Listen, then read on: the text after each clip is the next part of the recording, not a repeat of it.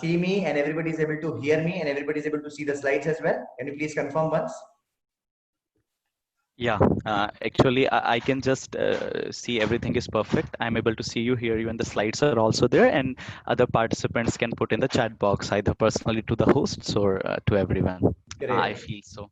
Okay, We great. are getting So now I would response. request everybody to go on mute and let us embark this journey of trying to learn Bhagavad Gita in 6 days, and we are beginning with the day one of this. So thank you very much, Harmendra. So now, on behalf of IISc Bangalore, the Voice Club IISc Bangalore, I would like to welcome everybody, all the participants. I was told that there are more than 100 registrations to this course. It is very wonderful to see that. So I welcome everybody and I thank you for making this wise decision of registering to this course. Whether this decision was actually wise or not, I'll leave it up to you to decide at the end of every session. Okay, but I can assure you that you have surely embarked on a very, very wonderful journey. So without any further delay, let me begin. So as you all know, today is 13th September and this is the first Sunday marking the beginning of this course. So it is day one, and today we are going to see an introduction to the entire course, and we'll go through some kind of an overview of what this course is going to entail. Right? Okay. So as scientists, right? So I mean, of course, you all are students of the number one or number two college of the country. So most prestigious institute in the country, and being scientists, each one of us are trained to always ask the whys. The whys are very, very important in life. There are three things which are most important whenever you have to ask yourself if you have understood a concept. Then you should ask yourself whether you know what, why, and how. If you know these three things, that means you have understood the concept to a large extent. So therefore I always like to begin any session with understanding the why behind it. So now, as you all know, we have been advertising it as a course, a 6 session capsule on Bhagavad Gita, Learn Gita in 6 days, a self-empowerment capsule. I'm sure all of you have seen that poster, and I'm sure all of you have registered. That's how you are attending today's session.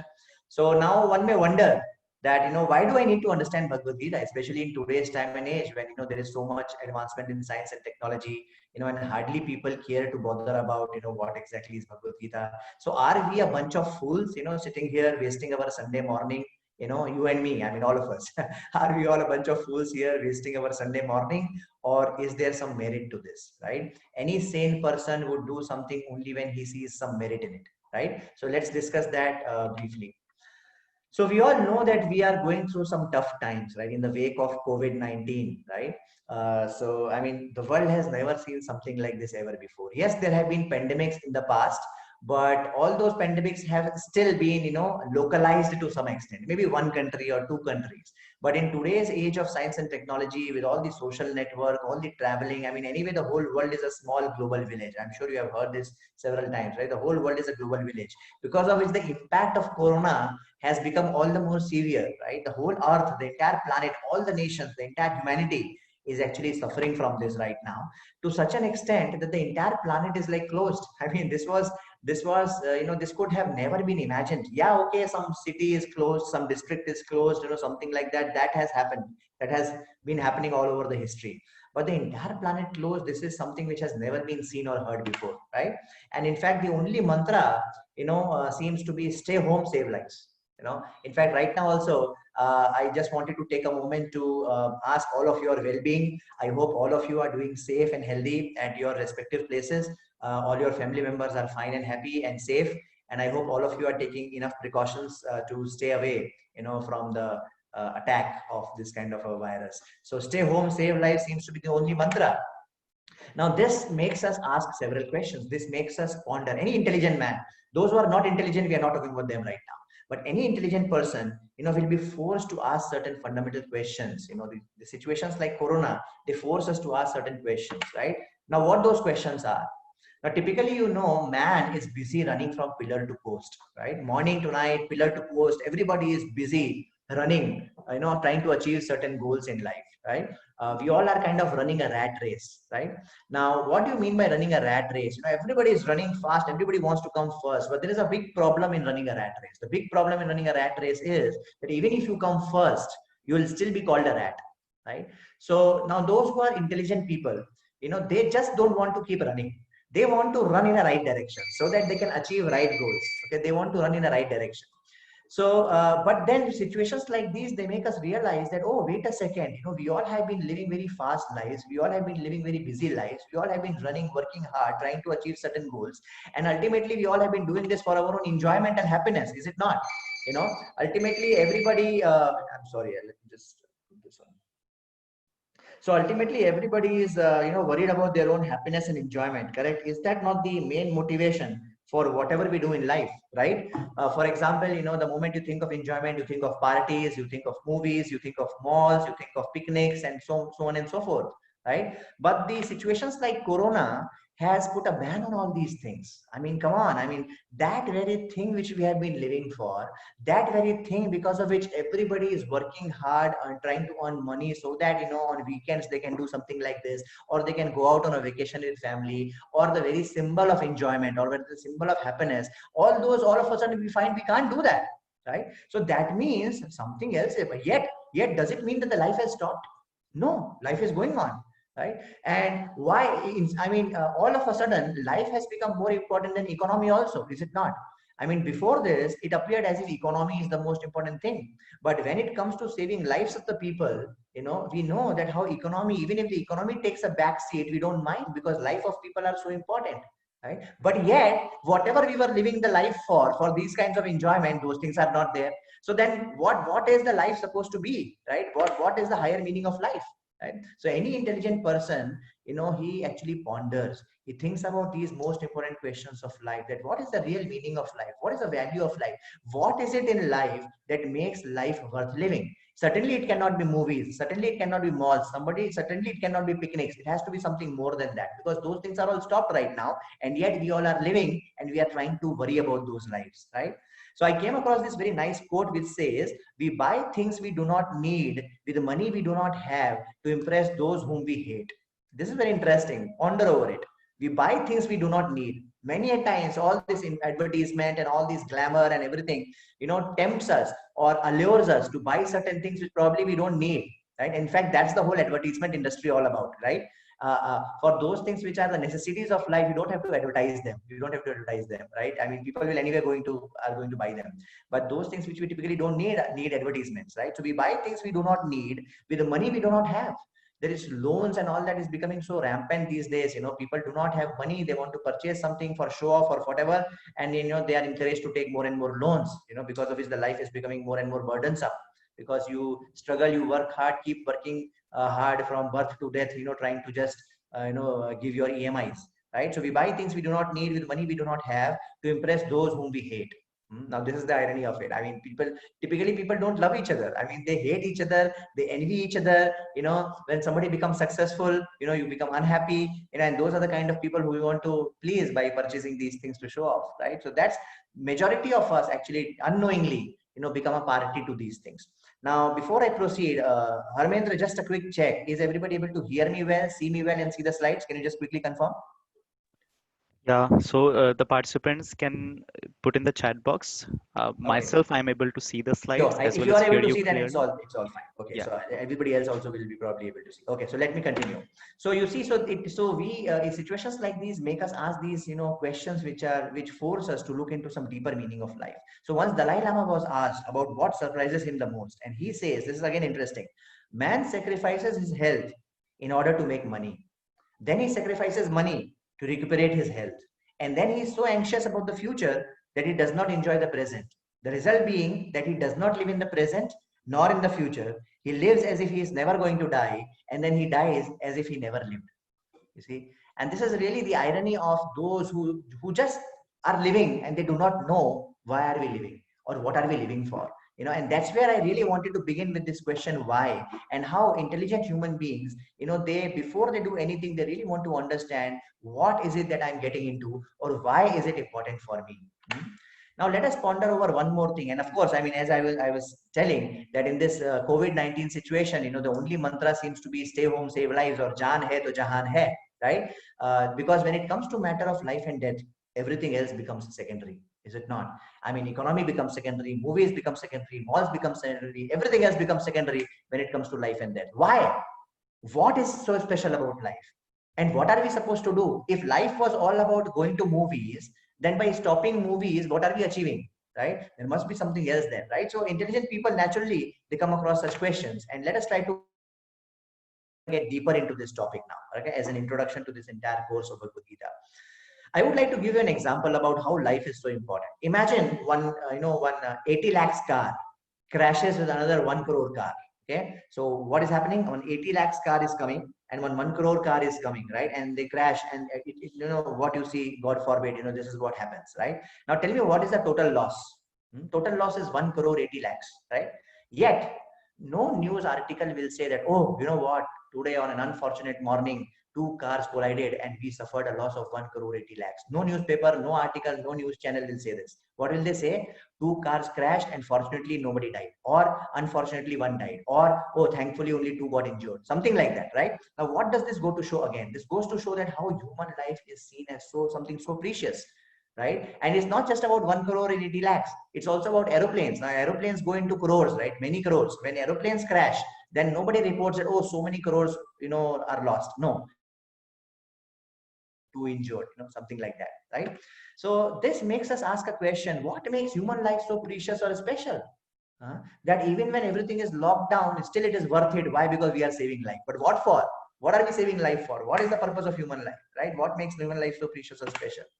And before we can answer this question, let us get into this topic of, okay, on this world, what kind of people we see typically? We see plants, right? Okay, we can forget plants for the time being because they don't walk and talk, right? But let us compare ourselves with humans or with animals, who appear a little closer to us, right? Animals. So let us try to understand what makes us different from animals, right? In trying to understand what makes human life precious. So there is this nice shloka in Mahabharat. Mahabharat, I'm sure you all know about this wonderful shastra, wonderful story called Mahabharat.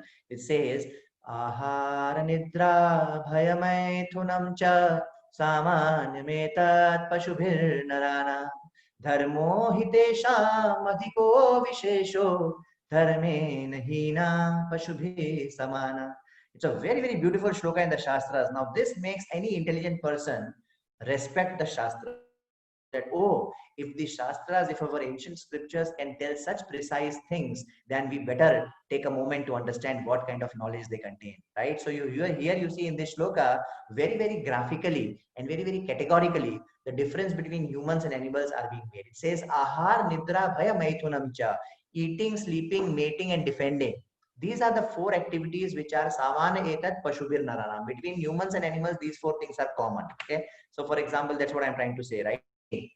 We also eat, cats and dogs also eat. Sleeping, we also sleep, cats and dogs also sleep. In fact, not only we eat and sleep, we derive some kind of a happiness out of it. We derive some kind of an enjoyment.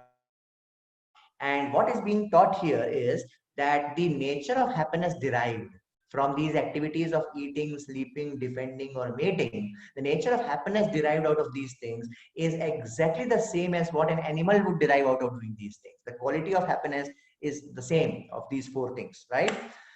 But then yet we say that humans are better than animals. I mean, we are seeing that these four things, as far as these four things are concerned, we are not better than them, right? In fact, yeah, you may say that, come on, sir, how are you saying that we are not better? We sleep on a very space age, very nice bed, automatic massage bed, and dogs and cats, they sleep on road. Yeah, we may be sleeping on a space age bed, but as I said, the nature of happiness, the quality of enjoyment derived, the amount of enjoyment derived is the same, whether a dog is sleeping on road or whether we are sleeping on a space age bed, right? And if we are proud of our complicated advancements in terms of eating, sleeping, mating, and defending, then yes, we can call ourselves to be better than animals, but then we can only call ourselves as sophisticated animals, right? More sophisticated animals. In fact, there is nothing we can be proud of.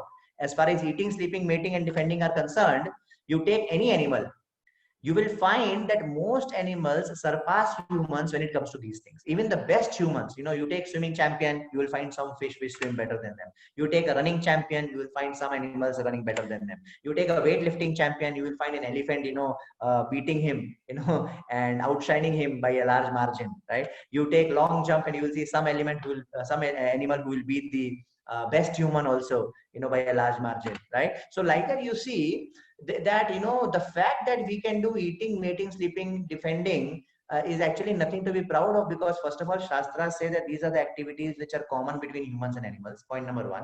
Point number two, if you are proud about doing them better, please note every animal, there are so many animals which are better than even the best human as far as these things are concerned. And point three, okay, chalo, we gives you some benefit of doubt.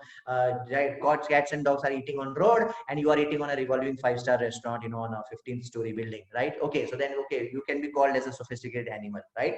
But this shloka says that no, that's not what makes us a human being.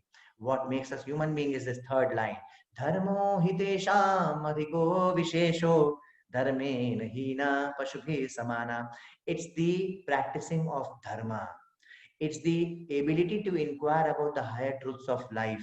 It's the ability to inquire about the whys of life. It's the ability to inquire about the higher dimensional science of spirituality, which is what makes human beings different from animals. So the ability to inquire about the higher truths of life is what makes us different.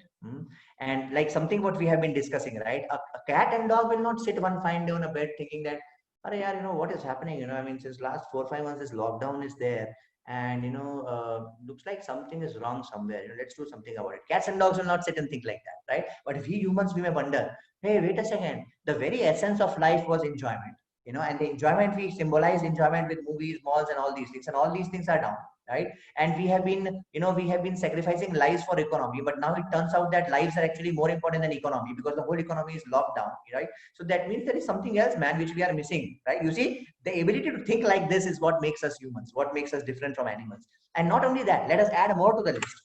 We see in today's world we have bigger houses but smaller hearts. We see in today's world we have more medicines but lesser health. We see in today's world we have more comforts but lesser time, right? Earlier, the females in the house would, spend so much time, grinding the floor and, doing whatnot, and now today those things are possible just by, 1 minute or 2 minutes, right? So a lot of time saved, yet we find people not having time for each other. Correct? Is this not a paradox, right? So those who are human beings, please note, those who are human beings, they can ponder, they can think about it, that, oh, something is wrong somewhere. I mean, how are we seeing certain contradictions in society? What is life all about? What are the higher truths of life? What is this higher dimensional science of spirituality? Is there something to it? And to add to our observations, by the way, to add to our long list of observations, we see everybody is running after happiness. But in our wild chase for happiness, we realize that, it's too late before we realize that actually happiness has just, betrayed us. In fact, we just get trapped in this trap of so-called happiness, and we keep running, whole life from womb to tomb. As I was telling, man is running from pillar to post, from womb to tomb, in the chase of happiness, only to find that, he dies and not having that happiness which he has been running after, right? So again, what is this? So intelligent human beings, they think about, oh, what is it all about? The lower species of life, as we just discussed, can think only about eating, mating, sleeping, defending. But we as humans, certainly we have to think about eating, mating, sleeping, defending, because we need food to survive. So we have to think about eating. But if we stop there, then we are only being animals. We have to rise above that. And we have to also think about, what is it all about? What is this entire world? What is the purpose of life? What is this whole science, of creation? And that's where you see, it's not just about spirituality. It's about most intelligent people over the past as well in the history. Mark Twain, you see the famous author. He said the two most important days in your life are the day you are born and the day you find out why. See, why is so important, right? The day you are born is very important for you, and the day you find out why you are born is also very important to you. Otherwise, we see that human life, if it is all about just taking birth, going to school, making friends, graduating, getting a job, getting married, getting old and dying, and again repeating the whole thing. If human life is all about this, then it becomes very meaningless. I mean, if everything has to finish at the time of death, then why are we going through so much struggles? We should rather sit on a lawn. I mean, a cow grazing grass in a field is happier than me then, right? If human life is all about this, because death nullifies all that we consider important. I mean, if we think, getting a degree is important, yes, it is important. But if that is the only thing to life, right, then, and in fact, there is a problem when people think that getting a degree is what life is all about. Then when they don't get a degree, they commit suicide, because unfortunately they think that that's the only thing in life. But that's not true. Life is something much more than that. Life is something more than, what others may call you as winners or losers. Life is more than that, right? So when we take shelter of the Shastras, when we take shelter of the books of wisdom, then we understand some deeper and inner meanings of life, and we get the empowerment, to be able to face the ups and downs of life, right? Otherwise, if we consider all other things as important, then death actually nullifies all that we consider important. And then we'll be forced to think that, oh, then is life a joke? I mean, I take so much pain to, go through the entire life, and at every phase in life, whether we are small children or whether we are going to school or whether we are dealing with some friends or whether we are dealing with our or father, mother, children, career, profession, what not. Nothing comes, nothing comes for free, and nothing is like a cakewalk. We all of us, we go through so much struggle, so much ups and downs doing all this. What for? Just that one fine day or not so fine day, we will die and everything will be finished, right? Who has made all this? I want to challenge that person. That is life a joke? Okay, if somebody says that, oh, my dear Vishal Kaushal, you will die on 21st September 2080. Okay, if that is known to me, still I can be a little happy that, okay, I have, from today till 21st September 2080, I have so much time, and, I can plan my life and I can, peacefully die, right? But is that the reality? No, they say as sure as death. And death is the most uncertain thing in this world. Death can come to anybody, anytime. Now that makes it all the more meaningless. Every other thing which we are doing in life, that first of all, those things become zero at the time of death. Secondly, right? And when it comes, not even 1 second anybody gets extra. So what is this whole issue of life and death? What is this whole, I mean, what is this world? Who has created this world? What is going on here? I want to ask a question. How can any intelligent man remain not asking these questions? That is foolishness. Yes, we have to pursue so many higher degrees. Yes, we have to do that. But please note, knowledge means to know matter, it means to know spirit, and it means to know the controller of both. Unfortunately, our higher educational institutes like the IITs and ISCs and all that, and by the way, increasingly they are realizing the relevance of spirituality. But until now, before the situation changes, they have mainly been focusing on matter, right? Knowledge of matter. But as I told you, real knowledge, it means not only to know matter, but it means to know spirit also, and it means to know the controller of both also. That will be real knowledge and true knowledge, right? So those who are real scientists, they should not just stop at knowing about matter. They have to take the extra step. They have to take the additional step of knowing about the spirit and the controller of both.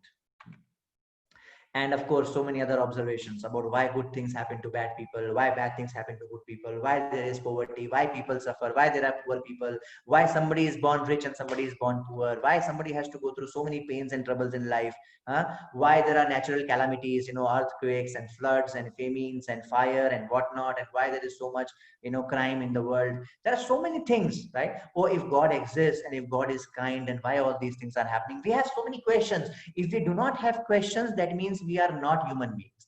When we have questions, we can qualify to be called human beings, right? So therefore, every intelligent human being, they are supposed to ask these questions. Who am I? It is said, Bhagavad Gita teaches us the eye to see the eye. You see, Bhagavad Gita teaches the eye, right? So who am I? Why is there pain and suffering in the world? What is the goal of life ultimately? Certainly it cannot be to, become the richest person in the world, because when I die, it will again become zero.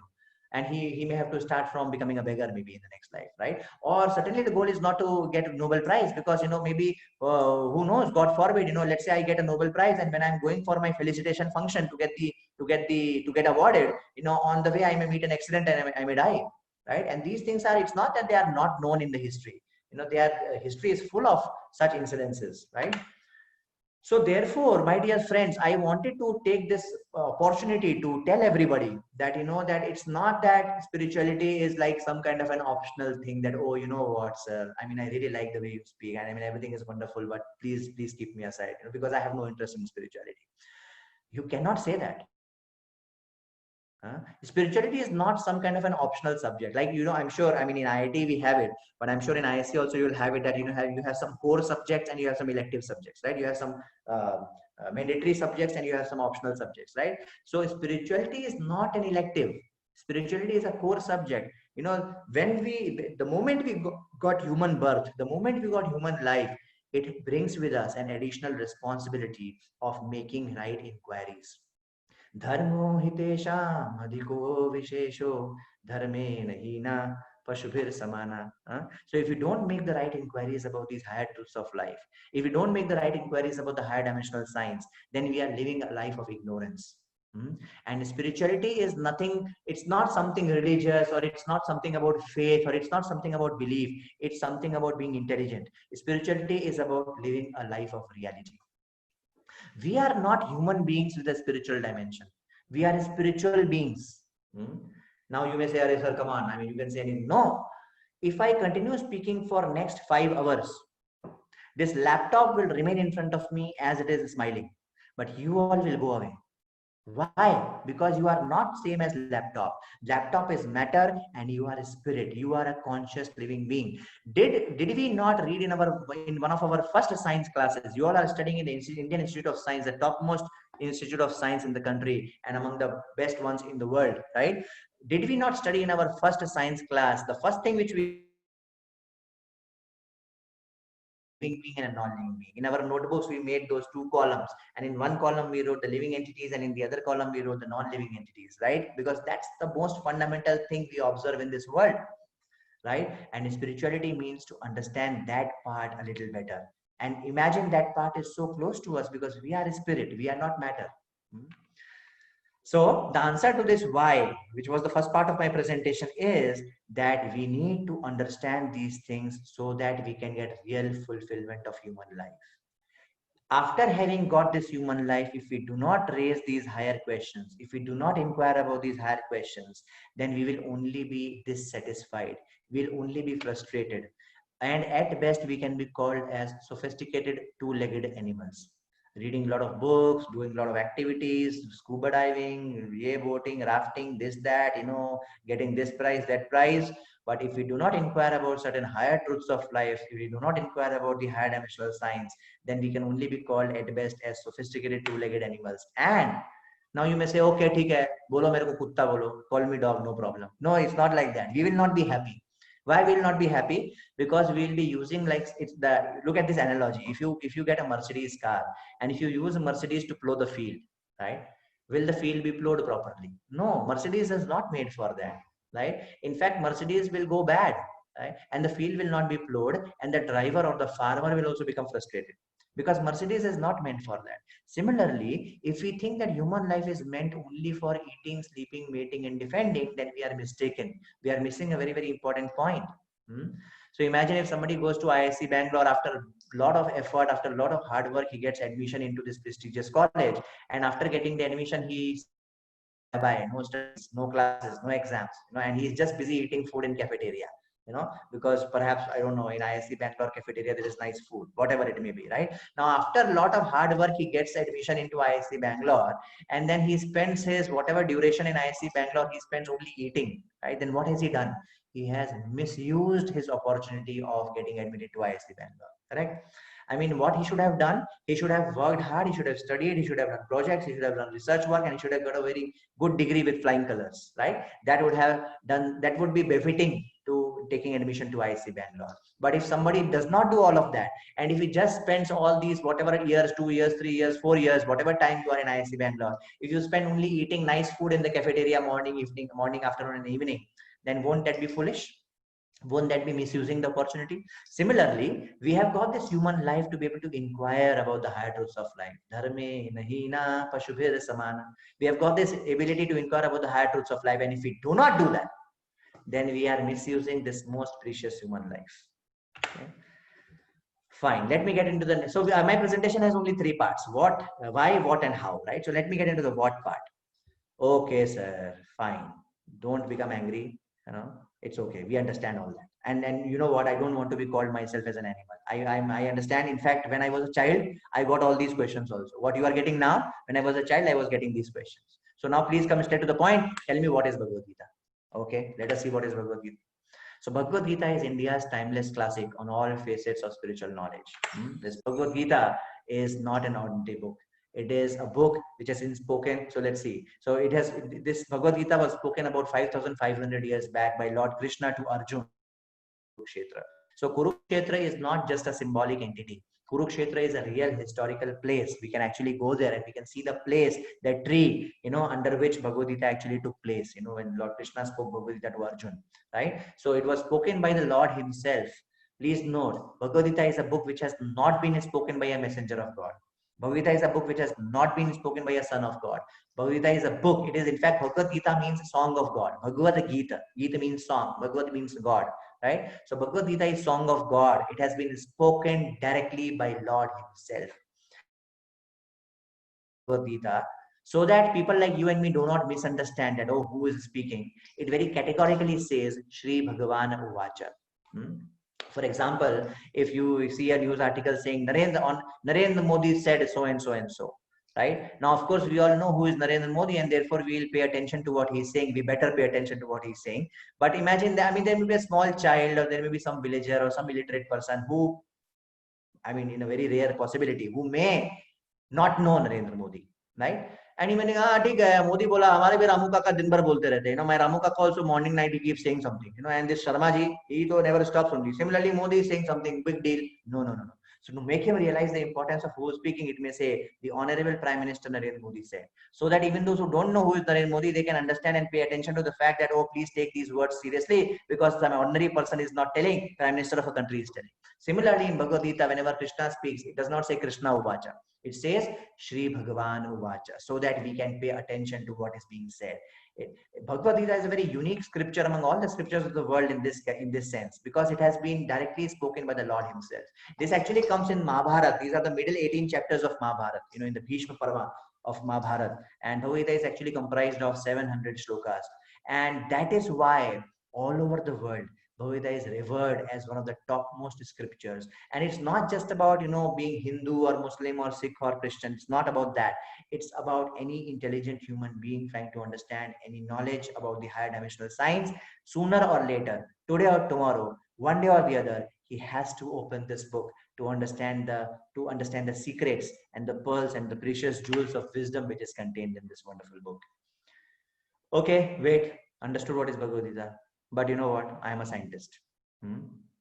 And I will. I mean, I'm a scientist and I believe in science and technology. Please keep me away from God and all this Bhagavad Gita and all that stuff. I mean, it's okay. I mean, my parents are doing it and that's enough. Okay. And this foolish sentimental people, friends are doing it and that's enough. Now, I'm a scientist and I'd rather stay away from these things. Let's see that. So first of all, we have to understand that if you think yourself to be a scientist, or if I think myself to be a scientist, or if anybody else thinks themselves to be a scientist, they have to understand who are real scientists. Real scientists are not those who will close their eyes to possibilities. That's not scientific. That's blind faith. When you close your eyes saying that, no, everything else may be true, but Bhagavad Gita is not. Why? No, my heart says. Then you are not a scientist. Right? A scientist means that he will open a book, he'll be open to conclusions, and whatever observations are leading to, he will come to those conclusions. Correct? And that is why the greatest of the scientists in the past, they have actually been the readers of Bhagavad Gita. They have actually been the believers of God. For example, you see this person, Francis Collins. He was a former director of the National Human Genome Research Institute, right? I mean, two things are considered to be at the edge of science and technology. One is rocket and the other is genes, right? Genetic studies, genealogy, and I mean, whatever is it called, right? The study of genes, right? And the other is the rockets. Like we say, right? It's not rocket science to do something, right? So something like that. And this guy, he was a former director of the National Genome Research Institute, right? And George Coyne, and he is an astronomer and priest. He said, one of the greatest tragedies of our time is this impression that has been created that science and religion have to be at war. Doesn't have to be. They are complementary to each other. It's not that science takes us away from God. It should not. If it is, that means you are mistaken. You are not a genuine scientist. That's why Einstein said, science, but not what should be. And outside of its domain, value judgments of all kinds remain unnecessary. Value judgments of all kinds remain necessary. You see? So what is Einstein telling? In one sense, in simpler words, he's saying that science can only tell us about matter. Everything else outside its domain, value judgments of all kinds remain necessary. It's not that, and science should never tell anything about spirit, because the domain of science is matter, because the instruments which are being used are material instruments. There is an entire completely different science called as a spiritual science. So there's a material science and there is a spiritual science. Both are science. So it is wrong to say that science takes us away from God or science takes us away from Bhagavad Gita. There is a material science and there is a spiritual science. And you know what? Material science actually points to spiritual science. We will see that as we go ahead. right? So science and spirituality is actually complementary to each other. How they are complementary? Science can be used to study spirituality. Science points to spirituality. Scientific advancement should be guided by spirituality, and spirituality can be treated as higher dimensional science. These are the four ways I propose to integrate science and spirituality. I myself am doing PhD right now after some 12, 13 years of professional work experience working in corporates. I got interested in machine learning and artificial intelligence, right? And that's where I am now getting my PhD. It's about to get complete sometime soon from IIT Bombay, right? So I really like this whole concept of integrating science and spirituality. And I can see this can be done in four ways. Science can be used to study spirituality. That means it should not be studied with some kind of a blind faith kind of a mentality. Or no, just because my parents are telling, therefore I'm doing this. No, we should study spirituality in a scientific way. Science can be used to study spirituality. And please note, I already said, knowledge means to know matter, to know spirit, and to know the controller of both. Then only we can call that we have complete knowledge, right? Science points to spirituality, and scientific advancement should be guided by spirituality. Otherwise, if there is no value system, if there is no character, if there is no morality, then this whole world is already actually going towards a disaster. And spirituality can be treated as a high dimensional science. So just to give you an example of how science points to spirituality, I don't know if you all are aware of this Sahara Desert project. So, I mean, if you can just Google, you will find, I mean, there are hundreds of examples. There's an entire field of science called biomimetics. Biomimetics means it studies certain things existing in nature, right? And it takes inspiration from that to create some inventions, right? Like, for example, self-cleaning glass. Self-cleaning glass is inspired by the butterfly wings. Butterfly wings, they never get dirty, right? Similarly, this, the bulletproof material, the bulletproof jacket, Kevlar, all that has been inspired by the spider web, because spider web is considered to be the one of the strongest material for its thickness. Now don't compare a spider web with an iron wire. Now you'll say, come on, no, it's about the same thickness. For that given thickness, spider web is one of the strongest material known to people.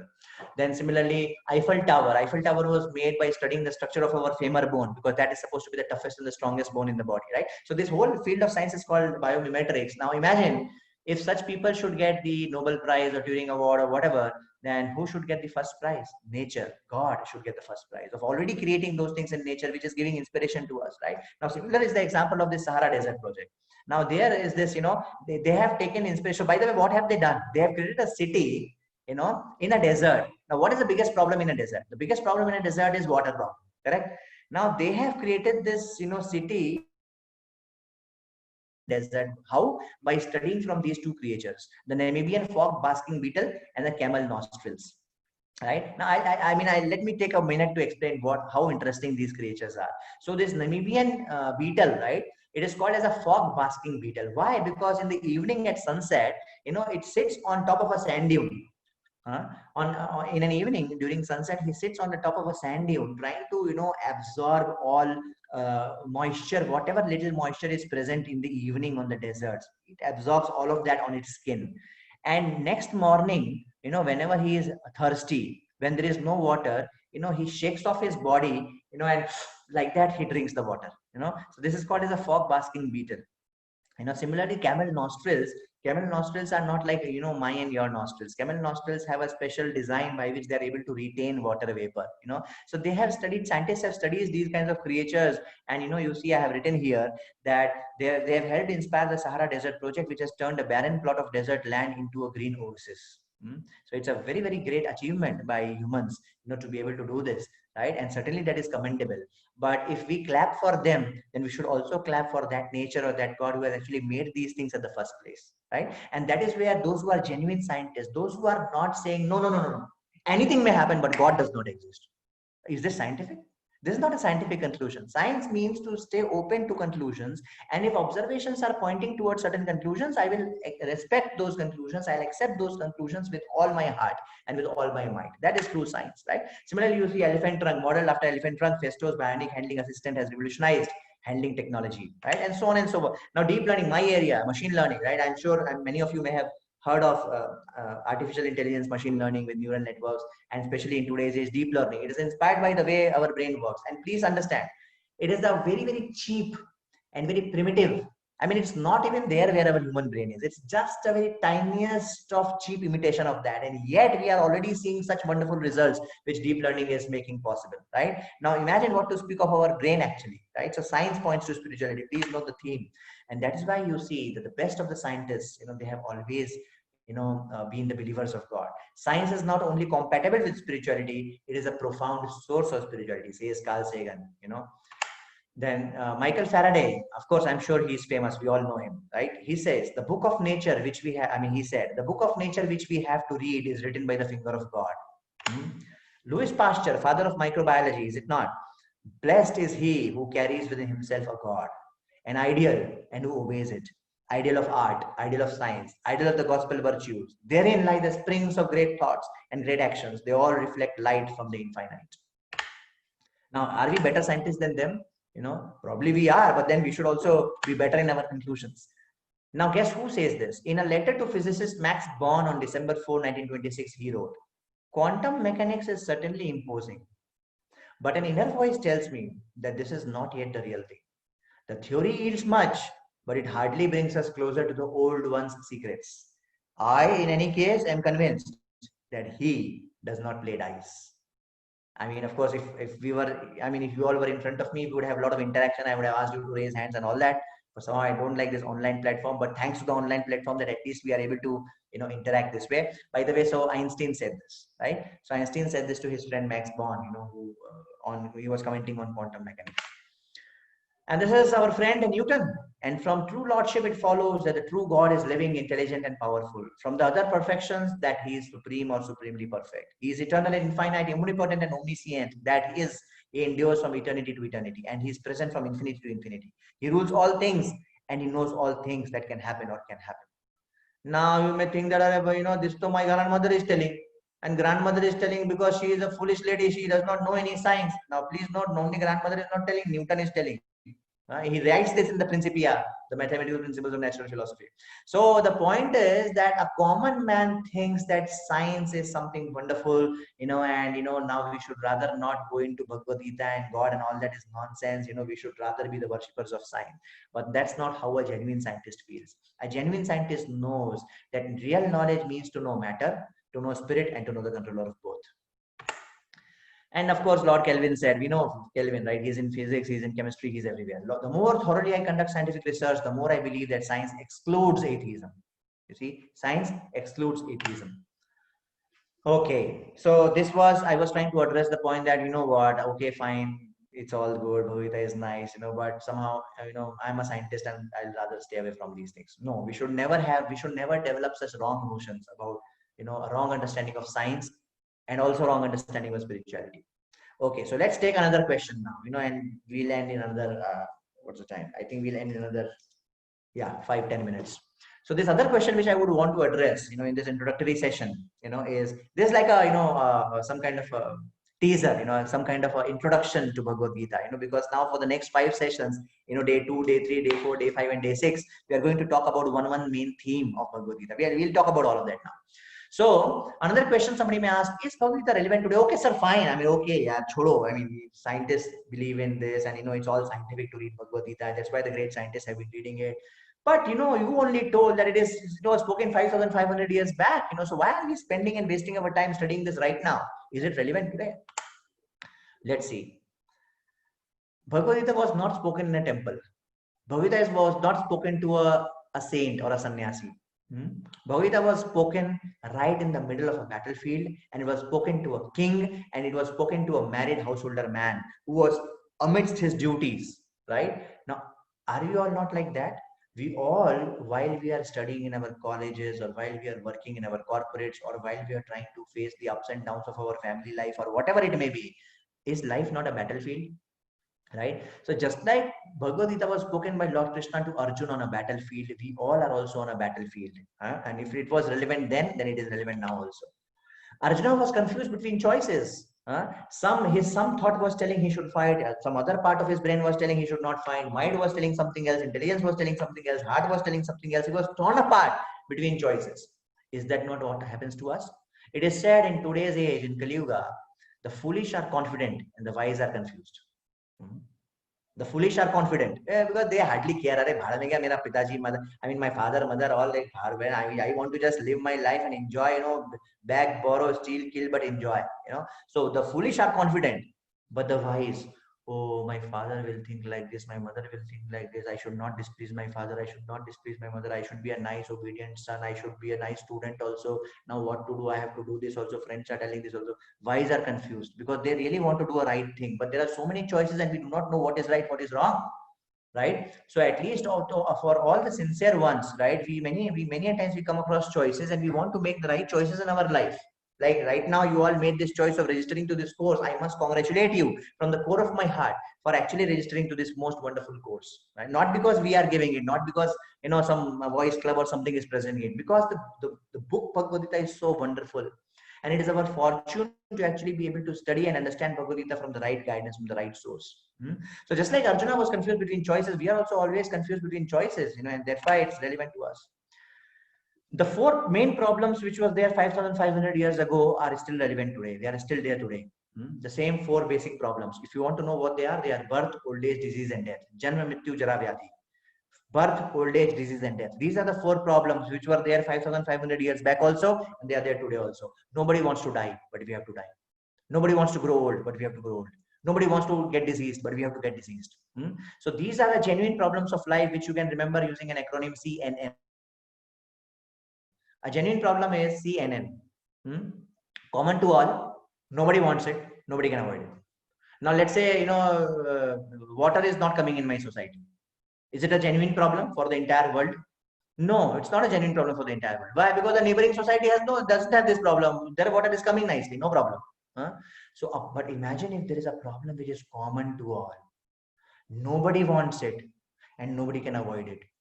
Will that not be called problem number one, the most important and the most fundamental problem to be solved? These are the problems of birth, old age, disease, and death. And Bhagavad Gita talks about these problems of life. And therefore, to the extent these problems were present then, and to the extent these problems are present today, to the same extent as Bhagavad Gita was relevant then, to the same extent Bhagavad Gita is relevant today. And to add to it, there are threefold miseries, and then people are disturbed in mind, just like Arjuna was disturbed in mind. We all are also quite often we are disturbed in mind, ye kare ki wo kare, so many distractions, we are not able to focus. We want to study, but we are not able to focus. We have no willpower, we have no determination, we have no self-control. So Bhagavad Gita contains all those secrets, which was very important for Arjuna, and in the equal way, in the same capacity, they are important for us as well. So Bhagavad Gita is very relevant to us. Now, towards the end, one very important question. Okay, understood, all clear. But what will I get after reading Bhagavad Gita? What is in it for me? That's the most important question we ask in today's world before we do anything. We should ask if we are sane people, right? What is in it for me? Okay, if I attend this whole course for the next 5 days, I am not next 5 days, for the next 5 Sundays, right? The 5 sessions, what will I get? What is in it for me? So, I'll tell you what we will get. Bhagavad Gita is a manual, it is a map, and it is a medicine. Please remember, Bhagavad Gita is one of the ancient scriptures of India, which is so unique and so wonderful that it can be seen as a manual, as well as a map, as well as a medicine. What do I mean when I say that Bhagavad Gita is like a manual? I've already discussed that, we are all like in a battlefield. We are confronted with so many roles and responsibilities. We harbor so many goals, and we come across so many ups and downs in life. We come across so many choices in life. Amidst all this, while we are in the battlefield of life, we need some kind of a manual to guide us, right? Just like, when you purchase a very complex gadget or when you purchase a complex machine, it'll always accompany with a manual so that we can really understand what is the right way to use it and how to become successful, right? Similarly, Bhagavad Gita is like a manual like that. And in the remaining 5 days of this course, we are actually going to see what are the questions which this manual addresses, and I'm sure you would have got this picture that how Bhagavad Gita talks about these 5 main subject matters. Bhagavad Gita is not a religious text. It's not that, oh, it's a Hindu god, or oh, it's a Hindu religion book, it's not like that. When we studied mathematics, did we ask our teacher, is it Hindu mathematics or is it Muslim mathematics? Or is it Sikh mathematics or is it... Mathematics is not Hindu, Muslim, Sikh or Christian or any other religion or Zoroastrianism or whatever. Just like sun is not Indian sun and American sun. Similarly, Bhagavad Gita, a book of knowledge like Bhagavad Gita, is not a Hindu book or a Muslim book. Yeah, it so happens that it has been present in this country, wherein it has been read by more of such people, and therefore people have this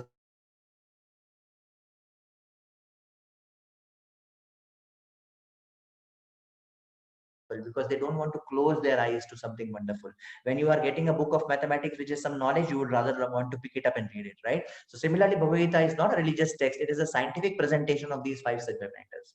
Jiva, Karma, Prakriti, Ishwar, Kal. In Jiva, we will see, who am I? Why do I exist? And the thing which Mark Twain said, that the 2 most important days in your life are the day you were born and the day you find out why. That's what we'll see in the Jiva session. Who am I? Right? And we talked about this spirit and matter, right? So who are I? Am I spirit? Am I body? Am I soul? What is it? I've heard from my parents and from soul and Atma and all that. What is all this nonsense, Atma and all that? We'll see all this, right? Karma. Oh, is there something called as law of karma? We say that what goes around comes around, So is there something called as law of karma? Just like there's a Newton's third law, every action has an equal and opposite reaction. Is there something like that in nature also? Are there some laws in nature? Why bad things happen to good people? Is life unfair? Who decides? Why rich people? Why good things happen to bad people? Why bad things happen to good people? Why somebody is born rich? Why somebody is born poor? What is the basis? Is God, playing dice? Einstein says he is not. Let us see what Bhagavad Gita is saying, right? So that is what we'll see in the second day, karma. Then the third subject matter which Bhagavad Gita talks about is Prakriti. What is this material nature and whose nature is it? And what influences our actions? Are we independent? Are we the controllers, or are we being controlled by somebody? Is everything by chance or is everything planned? Right? And if everything is planned, then what am I doing here? And all of that. That's all so Bhagavad Gita is a manual which contains answers to all these wonderful questions which every intelligent human being should ask. And even if we are not asking, Krishna and Arjuna, through this conversation, now please note another interesting point about Bhagavad Gita. It's not some kind of a one-way traffic. It's not that, okay, the Lord, sitting on a pedestal, he is speaking something, blah, blah, blah, blah, blah, blah, and now you are supposed to, he is downloading and you are supposed to upload everything in your brain. No, it is a dialogue.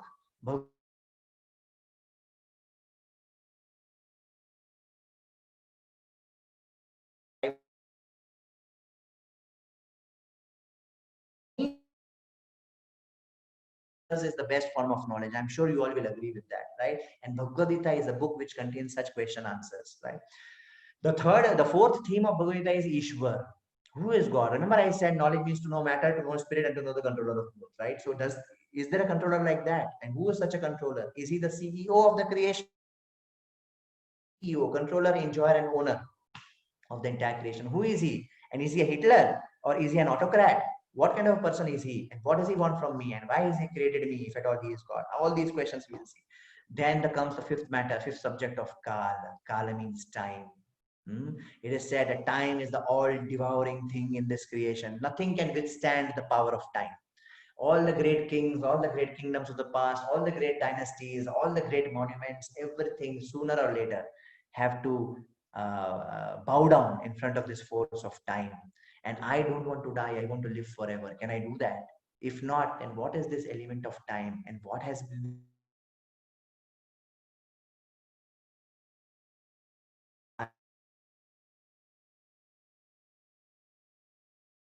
a scientific question to be asked about the NPN transistors and the PNP transistors and the semiconductors and the electronics and computer science and deep learning and computer vision and object detection and pedestrian detection and pose estimation and whatnot.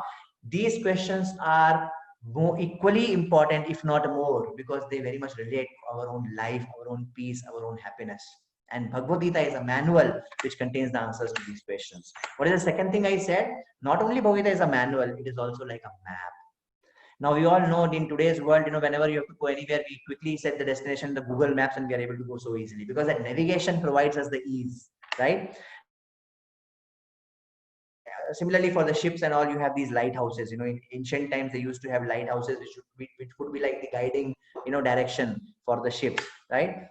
Similarly, each one of us also needs some direction in life. Otherwise, something like this will happen, which Martin Luther King said many, many years ago. He said, "We have guided missiles, but misguided men." We know, okay, at so and so degrees and so speed, exactly at so much latitude and longitude, this missile should go and hit. We are very good at that, but we are really not knowing as per ourselves, what is the purpose of life? Where are we supposed to go? Oh, if I fail in one exam, am I supposed to commit suicide? Oh, if my girlfriend, ditches me. I know many years back in IIM Bangalore, there was a girl. You know, she committed suicide. Why? Because her boyfriend changed his Facebook status, you know, from single to committed, you know, and she thought it is somebody else and she committed suicide. I mean, we do not understand what is the higher purpose of life. We are not having a proper direction, because of which there will be so many problems in our life. You all are ISC students. I'm sure you all have heard of Fourier transform. So when I was doing some coursework in PhD. I attended this image processing class, and in image processing, the teacher was talking about discrete Fourier transforms, and he was telling that how these Fourier transforms have phase as well as magnitude. Correct? I'm sure all of you know this. The discrete Fourier transforms, they have magnitude as well as phase. So he did this interesting experiment, and he was telling about the importance of phase to us. Right? He did this experiment and he took Salman Khan's image. And Salman Khan's image, he took the discrete Fourier transform. And that discrete Fourier transform had a magnitude and a phase. Right? Now, what he did was he multiplied the magnitude of Salman Khan's Fourier transform with the phase of PV Sindhu's Fourier transform. Right? I mean, these professors keep doing these crazy things. Right? But look at what is the interesting conclusion. So he multiplied the magnitude of Salman Khan's Fourier transform with the phase of PV Sindhu's Fourier transform.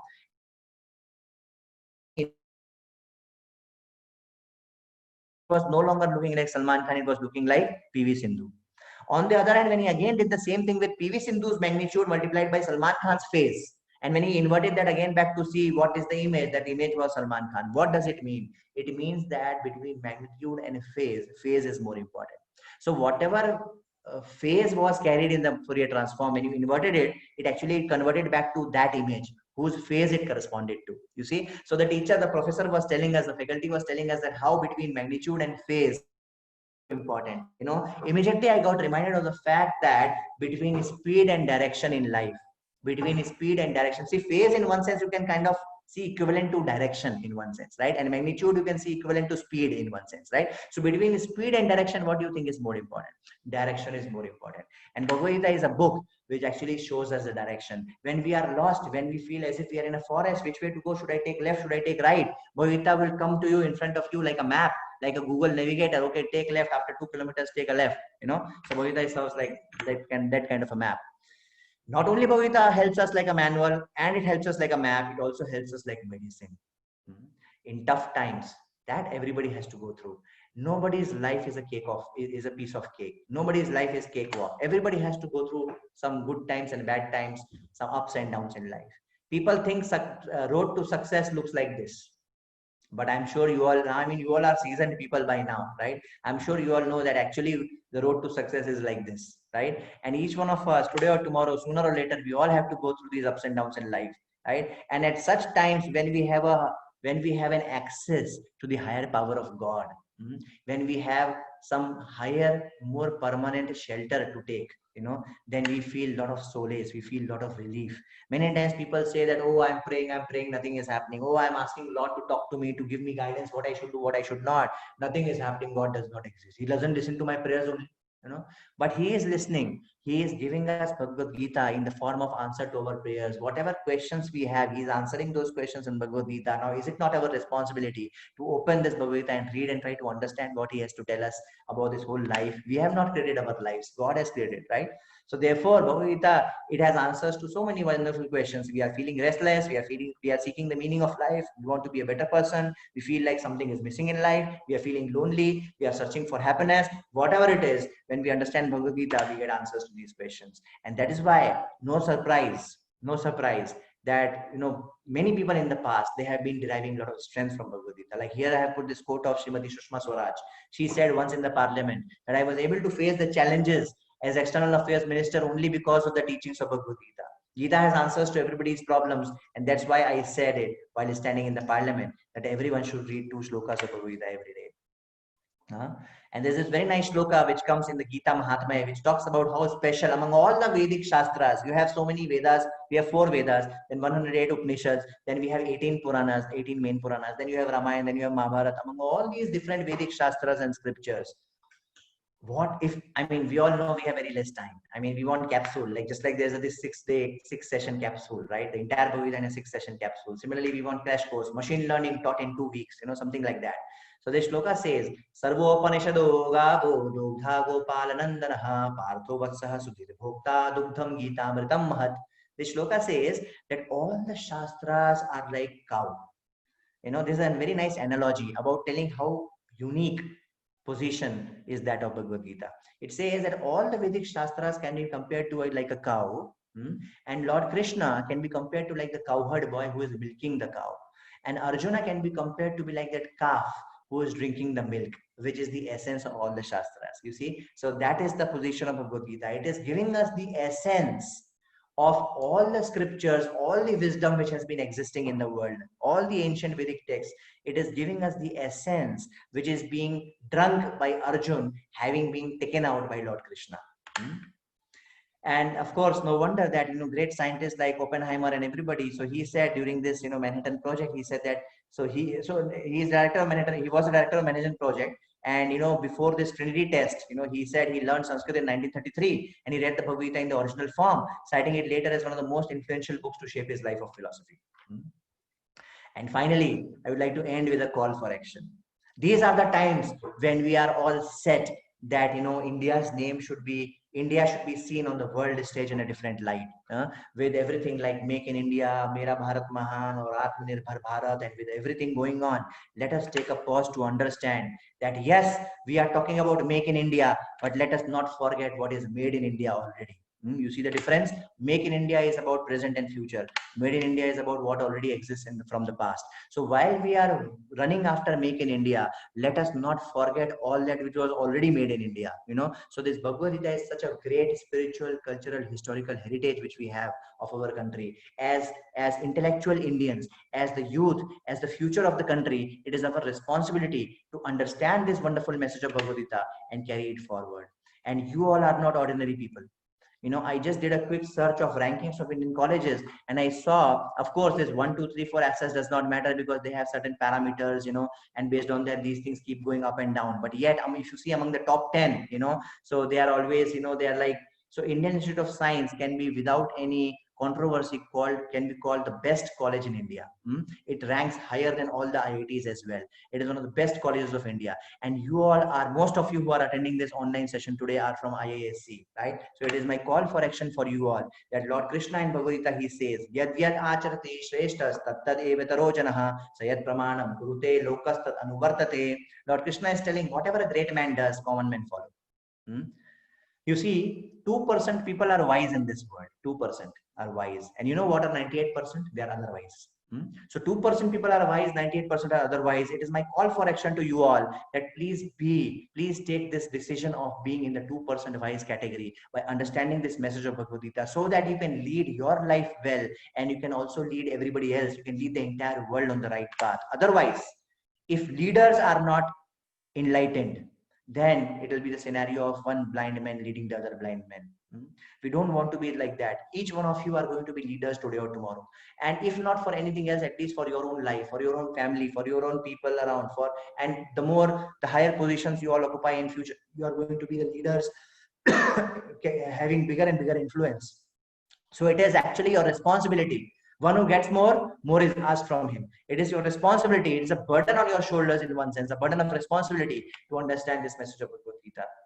So I invite you once again through this introductory session, wherein I try to talk about the overview, of what we are going to do and why we are going to do it, so that you are all motivated to actually attend the remaining 5 days with full enthusiasm, without missing even a single session, because one session means a big gap in some understanding. So the way we are going to have this capsule, is today we had day 1, we talked about introduction and overview. And the next few days, every Sunday, 20th September, 27th September, and so on and so forth, we'll talk about Jiva, Karma, Prakriti, Ishwar, and Kal. We'll zoom into these topics one by one, more and more, right? And after every topic, we are going to have a quiz at the end of every session. Now, this is very, very important to note. This is a certificate course. This is a certificate capsule, okay? And after every session, there is going to be a quiz. It will be a short 2 minutes quiz, some 2 to 5 minutes quiz, some 10 questions, right? After every session. And also, after every session, we'll be sending out to all the registered participants, we'll be sending out the handouts, the notes from the session, some most important points which were covered in the session.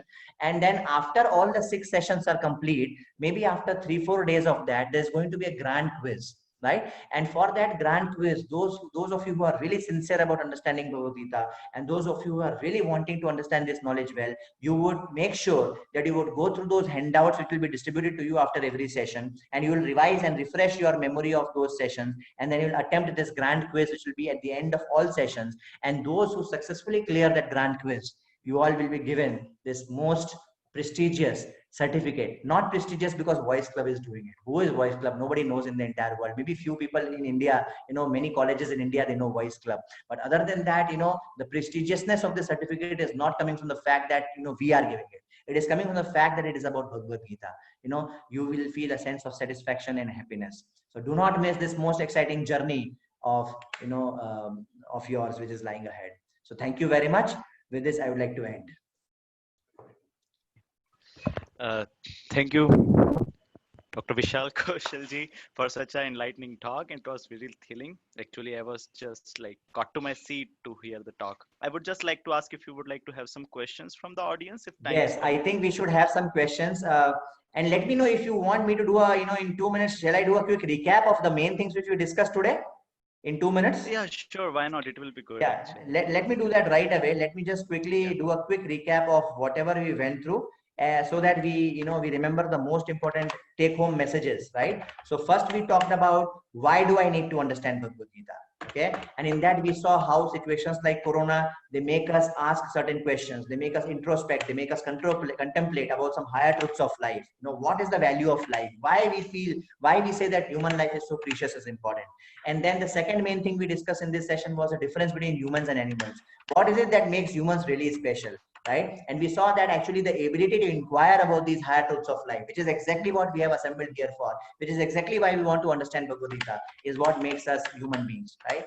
And then we saw that how spirituality is not a matter of interest. It is not an elective subject. It's not an optional subject. It is a core compulsory subject, and we are not human beings with spiritual dimension. We are spiritual beings.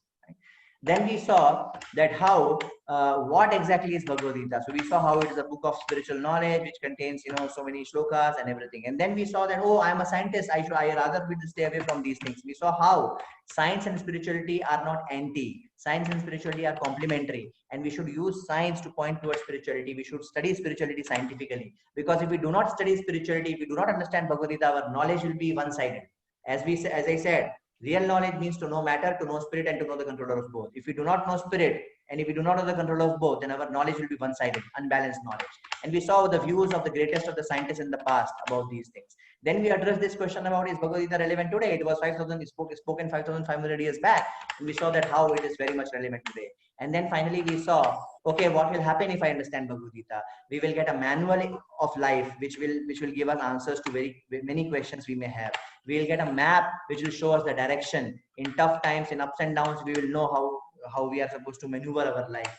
And we will get a medicine to go through, to get the empowerment to go through the ups and downs of life, right? And we saw how this has been acknowledged by so many great personalities in the past. And towards the end, I gave a call for action that, this is the time when India has to shine more and more, right? And now we should certainly worry about Make in India, but let us also worry about what is already made in India in the form of such wonderful heritage which we have, such wonderful wisdom which we have. And as ISC Bangalore students, as participants of this course, it is your responsibility to understand this knowledge and to lead the entire world on the right path. Thank you very much. So now, yeah, we can, I think, open the forum for questions or comments, whoever may have, and I will be happy to address them. Yeah. Actually, we have run out of time, so we feel Okay. that in the quiz link itself, they can upload, like they can put up their questions and we can answer them later on. Actually, Sure. so it will be integral to abide by the times. So the Yeah, link is so shared. I'm really sorry to have actually stressed by 10 No, minutes. it was very enlivening. Actually, it was fantastic. I was enjoying it a lot. So Sure. in the chat Yeah. box, the link will be provided for MCQ type quiz. There itself, they can put the questions, and later on we will be answering them properly. So I thank all the So participants to have attended this session, and I'm eagerly looking forward to meet you all again in the next session. And before you sign off, please don't forget to attempt this quiz. Thank you. yeah, okay.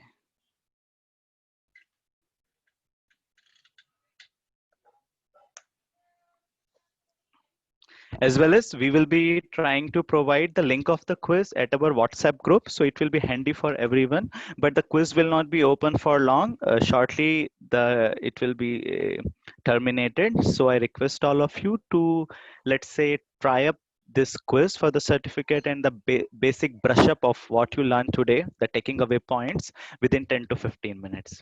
Thank you very much. Have a nice time. We look ahead to be with you the next weekend for the day one of learning Bhagavad Gita's first masterpiece. Thank you very much.